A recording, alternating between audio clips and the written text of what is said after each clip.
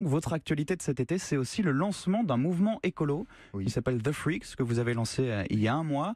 Expliquez-nous un petit peu l'idée, c'est communiquer sur des gestes du quotidien pour réduire un peu notre impact sur la planète. En fait, on a décortiqué la journée classique d'un consommateur lambda, et à chaque fois qu'on trouvait un geste qu'on pouvait, on va dire, transformer, changer ou alors complètement annihiler, on allait voir la Fondation pour la Nature et l'Homme en leur disant: est-ce que si on change ce geste-là, est-ce que ça aura vraiment un impact important? Alors, par exemple, et dès que, j'y arrive, dès qu'on nous validait le fait que c'était vraiment quelque chose qui allait changer les choses, qui allait faire basculer les choses, on allait sur le terrain le tester pour voir s'il était accessible. C'est très important de savoir que chacun de ces gestes sont accessibles, c'est que c'est pas des trucs extrêmement complexes à faire.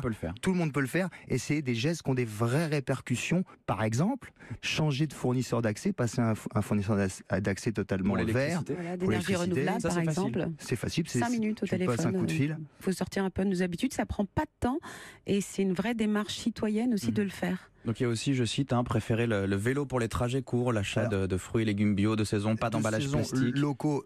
Enlever totalement les bouteilles en plastique, c'est totalement possible. Alors j'ai une question pour vous. Est-ce que c'est faisable quand on est un groupe de rock qui parcourt la France, qui dépense du carburant, qui a des écrans partout, une dépense d'électricité colossale? Comment vous C'est une excellente question. De rock écolo, c'est possible? En fait, les gens refusaient d'agir parce qu'ils se disaient: ça sert à rien que je change, que je fasse la révolution dans ma vie, parce que les politiques vont à reculons, et moi je peux avoir une activité professionnelle qui est polluante. Donc les gens refusaient d'agir. Donc notre travail avec The Freaks et avec l'ADEME et la Fondation, c'était de prouver que si uniquement dans sa vie privée, indépendamment de son travail, on changeait certains gestes, est-ce que ça aurait des vraies répercussions? Et c'est ce qu'on a prouvé avec cette liste de gestes. Donc ça ne parle pas de sa vie professionnelle.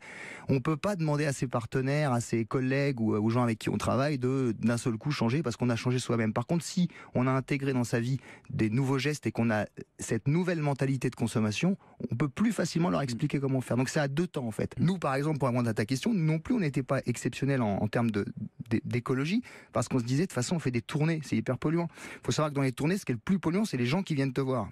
C'est pas toi avec tes bus et tout ça. Donc le message a passé une fois que nous, on a l'écoute des gens, parce qu'ils savent qu'on fait gaffe nous-mêmes, et donc ils sont à l'écoute. C'était de leur dire: venez en covoiturage, et leur proposer des solutions pour moins polluer, pour venir voir un concert de rock de fou.